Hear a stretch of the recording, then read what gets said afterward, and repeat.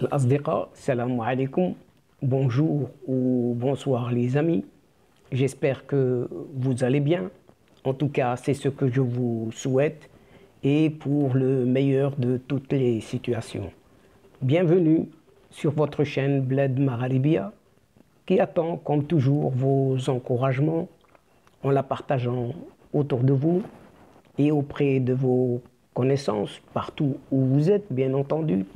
Et surtout en vous y abonnant en masse, le plus nombreux possible, afin d'y être informé rapidement avec les dernières nouvelles, et ce en toute primeur.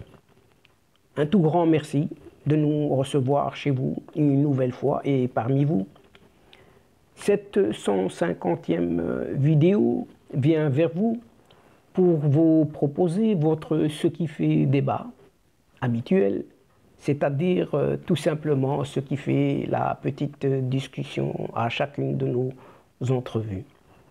Le CQFD de votre Bled Magharibia aborde aujourd'hui un sommaire comportant deux titres. Oui, deux titres, dont le premier ici concerne cette nouvelle provocation, oui, une nouvelle provocation algérienne contre le Maroc au travers d'une pseudo-nomination d'un envoyé spécial pour le Sahara occidental, autrement dit le Sahara marocain. Le second titre, lui, est relatif à cette même Algérie, dite nouvelle tout de même, qui vit et qui revit de fiasco en fiasco, à l'image de celui du secteur automobile, qui pointe et qui repointe son bout du nez, puisqu'il n'y a plus de voitures neuves, ni de pièces détachées, avec des concessionnaires aux abois, dans un pays qui se gargarise en tant que puissance régionale tout de même. En ce qui concerne notre premier titre, ce pseudo-président athée, à la tête du pouvoir, a décidé de créer un poste d'émissaire. Oui, vous avez bien entendu, un poste d'émissaire spécial chargé de la question sahraoui. Comme si la question sahraoui ne concerne que le Maroc, les Sahraouis algériens, pas du tout. Les Sahraouis du Mali, du Niger, de la Libye, de la Tunisie, enfin, bref, les Sahraouis du Maghreb. Donc, un émissaire spécial chargé de la question sahraoui uniquement pour le Maroc, qui sera placé sous la direction directe de son ministre, oui, son ministre des Affaires étrangères, ce Ramdan Lamamra, selon des informations ébruitées à la presse algérienne.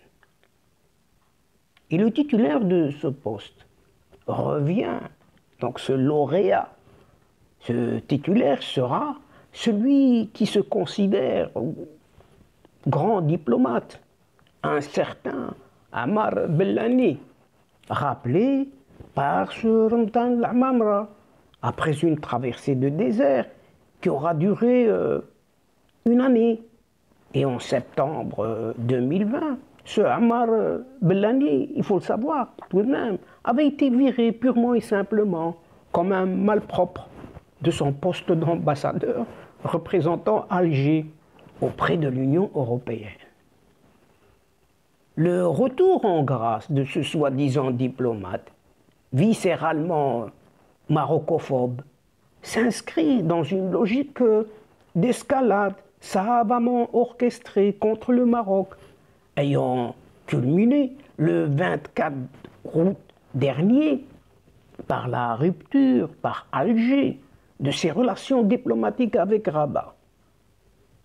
Malgré cette rupture, la campagne d'Alger contre le Maroc n'a pas fait que s'exacerber, comme l'ont démontré il y a tout juste une semaine les attaques enragées du représentant de la junte à la tête du pouvoir algérien auprès de l'ONU, Organisation des Nations Unies, le dénommé un certain Sofiane Mimouni. Donc, après une retraite forcée d'une année, disons-le ainsi, ce fameux Ammar Bellani, cet ancien porte-parole du ministre algérien des Affaires étrangères et ambassadeur à Bruxelles, a repris du service. Oui, il vient de reprendre du service. C'est ainsi qu'il est promu, une petite promotion. Aujourd'hui, envoyé spécial au Sahara occidental, oui, le Sahara marocain. Et on lui a rajouté l'étiquette du Maghreb, et au Maghreb, oui. Donc il doit s'occuper, non, en principe, pour les Sahraouis de tout le Maghreb. Mais non, ça sera pour le Sahraoui du Maroc. Et un poste qui vient d'être créé, rien que pour lui, au même titre que 6 autres, par ce Ramdan Lamamra, pour donner une impression de nouveau souffle à la diplomatie algérienne. Le choix de ce Ammar Bellani n'est pas innocent pour occuper cette mission qui est due essentiellement à sa proximité de copinage avec ce Ramdan Lamamra justement. C'est en effet sous sa direction qu'il a été nommé porte-parole du ministère des Affaires étrangères autrefois. Déjà, en 2014, Ammar Bellani était récompensé pour ses soi-disant loyaux services par une nomination comme ambassadeur à Bruxelles auprès de l'Union européenne et de l'OTAN. Durant sa carrière diplomatique, ce Ammar Bellani s'est fait une réputation. Oui, il s'est fait une petite réputation grâce notamment à la défense sans limite de la position de son pays sur la question du Sahara marocain. Et c'est comme ça qu'on acquiert une réputation de la sorte. Et même lorsqu'il a été rappelé à Alger par ce Sabré Bokado en août 2020, il n'a pas oublié son sujet de prédilection. Non, il ne l'a pas oublié. Et vous devinez très bien de quoi il s'agit, chers amis. Dans sa retraite confortable, il a continué de publier des articles condamnant la politique du Maroc. Et sa toute dernière sortie sur ce terrain date du 27 août dernier, au sujet du soutien apporté par le Maroc à l'autodétermination de la Kabylie. Et pour mémoire, c'est sous la pression de cette Algérie et son ministre des Affaires étrangères, ce Ramdan Lamamra, en l'occurrence que l'Union africaine avait désigné en 2014 l'ancien président Joachim Chissano, envoyé spécial de l'Organisation continentale pour le Sahara marocain. Par conséquent, c'est encore une fois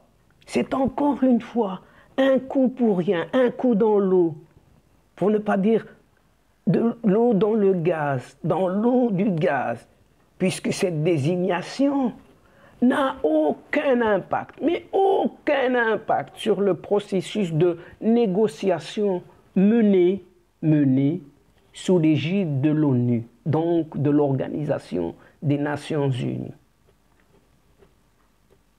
Et enfin, alors que notre deuxième titre ici, le second titre, concerne toujours ce vieux régime algérien, décidément, qui n'a que ce dossier marocain, alors qu'il devrait plutôt se préoccuper des fiascos qui frappent de plus en plus son pays, ce régime. À l'image, par exemple, ici, juste l'exemple de l'industrie automobile, qui laisse à désirer et qui continue d'impacter le secteur et les citoyens privés de voitures neuves et de pièces de rechange. purement et simplement. Mais quant aux concessionnaires automobiles, ils sont toujours dans l'expectative et ont appelé récemment ce pseudo-président athée à la rescousse, car de jour en jour, le fiasco de l'industrie automobile se dévoile au grand jour. Une catastrophe. En plus de priver les citoyens algériens de véhicules neufs, et ils ne peuvent même plus se procurer de pièces détachées, avec toutes les conséquences désastreuses que cela peut entraîner au niveau de la sécurité routière et donc de la sécurité des citoyens.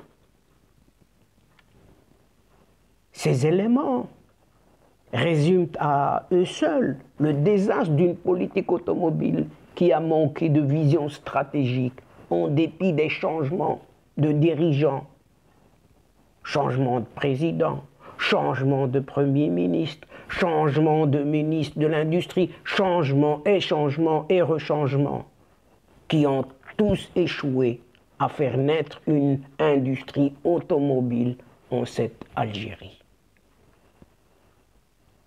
Et cet échec politique est pointé du doigt par les concessionnaires automobiles algériens. Oui, pointé du doigt légitimement. Les concessionnaires automobiles algériens sont aux abois, qui ont adressé une lettre à ce pseudo-président athée afin d'intervenir pour sauver ce qui reste à sauver, c'est-à-dire le secteur au bord du gouffre et des citoyens privés de véhicules neufs et de pièces de rechange. Oui, cette situation est catastrophique, dans laquelle se trouve le secteur des concessionnaires automobiles est tout simplement le résultat des politiques successives mises en place ces dernières années, et particulièrement ces 3 dernières années. Mais tout cela a commencé en 2014, quand les autorités ont obligé les concessionnaires de véhicules neufs à effectuer des investissements dans l'industrie automobile avant fin 2016, au risque de perdre leur agrément. Donc c'était une menace, purement et simplement.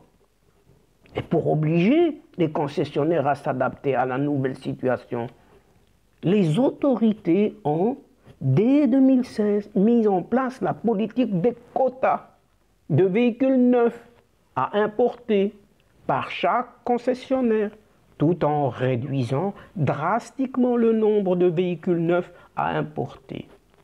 Alors que l'Algérie importait annuellement entre 350 000 et 400 000 unités par an. Les autorités n'ont autorisé que l'importation de 83 000, donc de 400 000, une descente, une chute de 83 000 unités en 2016 au profit de 40 concessionnaires seulement.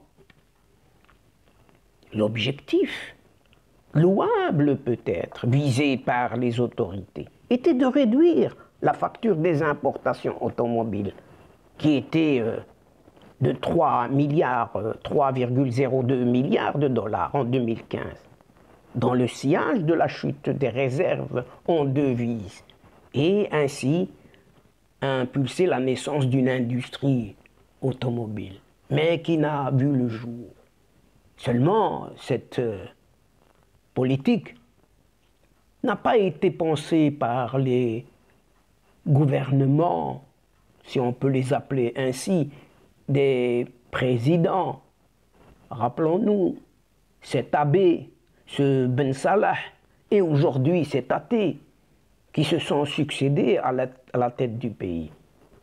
Mais l'improvisation, la corruption, le copinage entre oligarques et dirigeants ont conduit à l'échec lamentable de cette politique industrielle. Et l'industrie du montage n'a pas connu le succès escompté. À peine 90 000 unités ont été montées en 2017 pour une facture d'importation de kits automobiles s'élevant à 1,8 milliard de dollars. Et en 2018, cette facture s'est élevée à 3 milliards de dollars pour à peine 100 000 unités seulement montées en Algérie. Et en 2015, le même montant, c'est-à-dire 3 milliards, avait permis l'importation de 255 236. Donc une production de 100 000, alors qu'avec le même montant, on importait presque 2 fois et demi, si ce n'est pas plus, de véhicules neufs. En clair, les importations de véhicules neufs ont été remplacées par des importations déguisées de kits automobiles et parfois même de véhicules entièrement montés auxquels il ne manquait que des roues à placer. Oui, donc on a amené des véhicules complets, mis à part les roues à monter une fois arrivés au pays. Et en 2019, face à cet échec des unités de montage, les autorités ont décidé de fixer des quotas d'importation de kits afin de favoriser l'intégration du contenu local. Seulement en l'absence de fournisseurs locaux et d'équipementiers, c'était peine perdue. Conséquence, cette politique de réduction des importations des kits, décidée dans la précipitation, s'est traduite dans le sillage des règlements de compte. Oui, des règlements de compte entre l'ancien homme fort du pays, feu Ahmed Gaïd Salah, alors chef d'état-major de l'armée algérienne à cette époque, et les oligarques du secteur automobile, proches de certains Boutef, Tahkout ou Kouninef, Ulmi, par un net ralentissement des unités de montage automobile du pays. Pire encore, à son arrivée au pouvoir, cet athée d'aujourd'hui, a tout simplement pris la décision radicale d'interdire purement et simplement les importations de kits automobiles, signant l'arrêt total, pour ne pas dire l'arrêt de mort du secteur du montage automobile algérien, pour les rares unités qui continuaient encore à fonctionner au ralenti. Une décision dictée par la chute des réserves en devises du pays.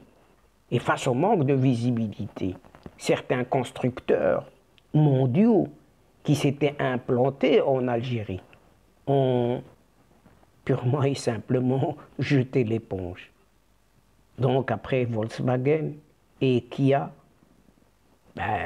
Hyundai a suivi. Manquant de visibilité donc, ces géants de l'industrie automobile ont préféré mettre la clé sous la porte de leurs unités de montage automobile en Algérie. Il faut dire que les dernières décisions prises par les autorités, dont un taux d'intégration de 30% dès la première année d'implantation, est irréaliste, sachant que c'est le néant total au niveau de l'écosystème automobile, marqué par l'absence d'équipementiers et de fournisseurs de composants automobiles. Et face à cet échec de l'industrie automobile,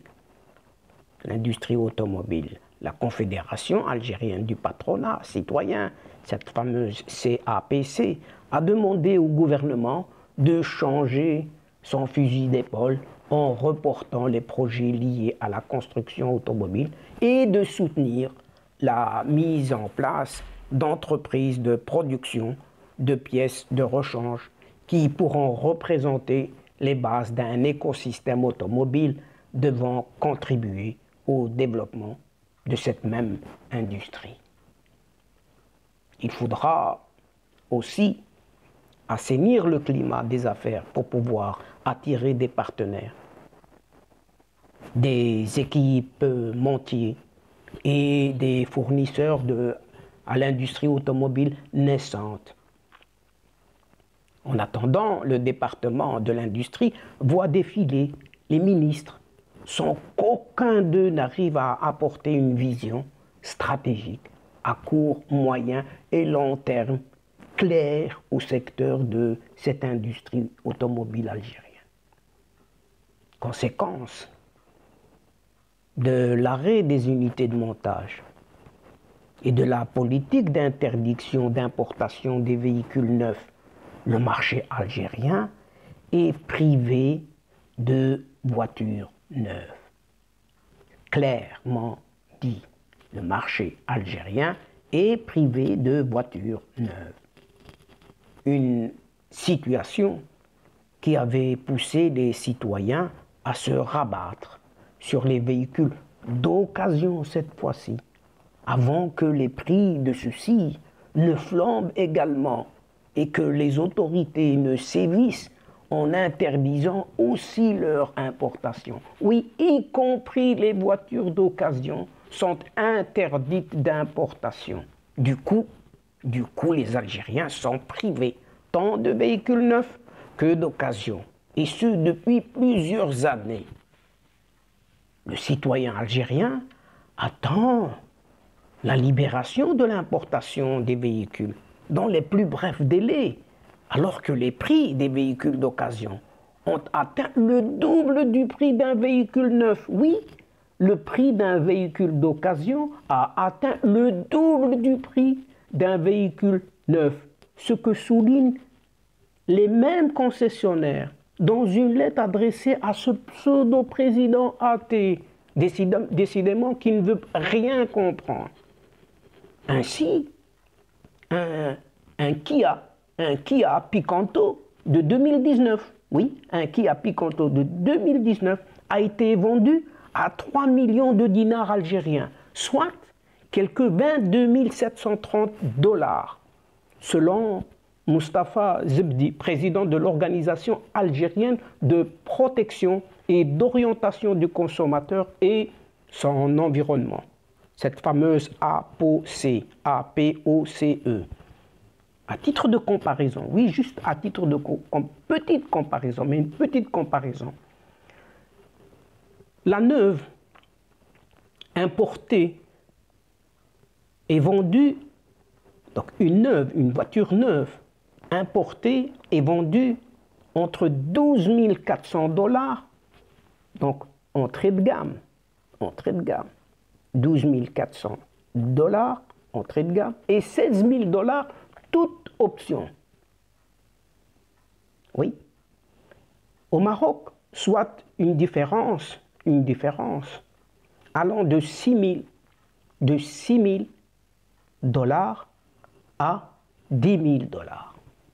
Donc, quand on compare ce véhicule de 22 730 $ à ce véhicule de 12 400 $ entrée de gamme et 16 000 $ toute option, au Maroc, vous avez une différence dans votre poche de 6 000 $ ou 10 000 $. Donc, ça donne à réfléchir aux citoyens algériens qui voudraient acquérir un véhicule neuf importé d'étrangers, alors que des véhicules se trouvent juste à côté. Face à cette situation, les concessionnaires obligés d'assurer le service après-vente. Oui, les concessionnaires sont obligés d'assurer le service après-vente pour les véhicules encore sous garantie, sont dans l'expectative. Donc ils attendent, dans l'attente la plus absolue, Conséquence de cette politique industrielle, sans vision stratégique, nombreux d'entre eux ont disparu, entraînant la suppression de plusieurs dizaines de milliers d'emplois. Et selon eux, le secteur de la concession a perdu plus de 30 000 emplois directs et des dizaines de milliers d'emplois indirects à cause des politiques automobiles de ce genre. Aujourd'hui, considérant que cet échec est avant tout politique, c'est pourquoi ils ont adressé une lettre à CETAT pour sauver leur secteur en détresse en demandant à débloquer les agréments permettant les importations de véhicules neufs et de pièces détachées surtout. En effet, malgré les nombreuses promesses des dirigeants, les agréments ne sont pas attribués aux concessionnaires qui ont réussi à résister à la crise jusque maintenant. Il faut dire que les trois cahiers des charges qui ont été concoctés par les derniers ministres qui se sont succédés au niveau du département de l'industrie n'ont pas connu de suite favorable. Échec total. Ainsi, les concessionnaires ne peuvent importer ni de véhicules neufs, ni de pièces de rechange d'origine. Nous nous retrouvons dans l'impossibilité d'importer des pièces détachées d'origine, car n'ayant pas reçu d'agrément de concessionnaire de la part du ministère de l'Industrie. Ceci a engendré une perturbation dans la maintenance des véhicules en raison de la rareté de la pièce d'origine nécessaire, soulignant les concessionnaires eux-mêmes dans la missive adressée à celui qui se prétend toujours président de ce pays. Et au final, c'est le citoyen algérien qui trinque. Oui, il trinque purement et simplement. D'abord, il ne peut pas se procurer de pièces neuves, de véhicules neufs. Donc, il ne peut pas se procurer de véhicules neufs importés depuis plusieurs années. Et pas de pièces non plus. Ensuite, les véhicules montés localement en nombre très insuffisant étaient beaucoup plus chers que ceux importés. Vous avez bien entendu, les véhicules montés localement en nombre étaient très insuffisants et coûtaient beaucoup plus cher que ceux qui étaient importés. Et enfin, ne pouvant se procurer de pièces de rechange d'origine, les détenteurs de véhicules sont obligés de recourir au marché parallèle, oui, de recourir au marché parallèle en déboursant des sommes astronomiques pour des pièces de contrebande et de contrefaçon défectueuses, avec de graves conséquences en matière de sécurité routière, et ce même s'ils ont des véhicules encore sous garantie. Reste que pour ce soi-disant président athée et son gouvernement, le seul clignotant, si ce n'est pas à l'ouest, la vision à l'ouest, le seul clignotant qui les préoccupe est celui du niveau des réserves de change du pays, qui a beaucoup fondu, comme neige au soleil, au cours de ces dernières années. D'ailleurs, la Banque centrale est l'argentier du pays, qui est aussi le Premier ministre, rappelons-le, essaye d'éviter de donner le montant exact des réserves en devises du pays. Et après 8 ans, oui, 8 ans de tergiversation au sommet de l'État en ce qui concerne la politique de l'industrie automobile, à suivre, c'est retour à la case départ, tout simplement. On est revenu en arrière. Et par conséquent, oui, par conséquent, l'humiliation continue, oui, chers amis, l'humiliation continue en cette Algérie dite nouvelle, qu'on nous sourit tout le temps. Mais il faudra se méfier, puisque cette humiliation qui continue, et y serait-elle éternelle dans cette malheureuse Algérie? Et donc, chers amis et chers adeptes de la chaîne, c'est ici que prend fin la séquence d'aujourd'hui en prenant congé de vous, mais néanmoins, nous espérons vous retrouver très bientôt avec un immense plaisir au travers de votre Ce qui fait débat habituel, c'est-à-dire tout simplement ce qui fait la petite discussion comme celle-ci entre nous et à chacune de nos entrevues.